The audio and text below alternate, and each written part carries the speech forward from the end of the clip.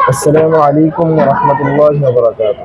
প্রিয় বন্ধুরা, আজকে আমরা আলোচনা করব রোজা ভাঙার 15টি কারণ সম্পর্কে, যেগুলো আমাদের অনেকেরই জানা নেই।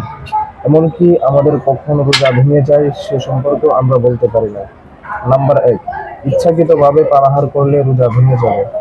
নাম্বার 2, স্ত্রী সহবাস করলে রোজা ভেঙে যাবে। নাম্বার 3, কুলি করার সময় ঢলকের নিচে পানি চলে গেলে, অবশ্য রোজার কথা যদি খেয়াল না থাকে তাহলে রোজা ভাঙবে না।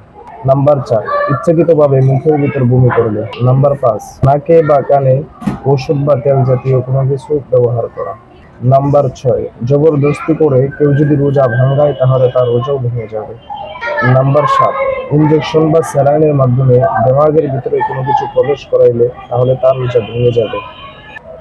নাম্বার 8, কঙ্কর বা কোনো ফলের বিচি যদি কেউ গিলে ফেলে তাহলে তার রোজাও ভেঙে যাবে।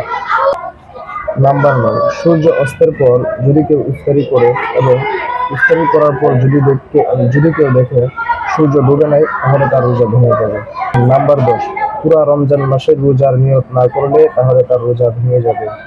নাম্বার 15, মুখে পান রেখে ঘুমিয়ে গেলে এবং সকালে উঠে যদি সে তার মুখে পান দেখে, এ অবস্থায় তার রোজা কাজা ওয়াজিব হবে।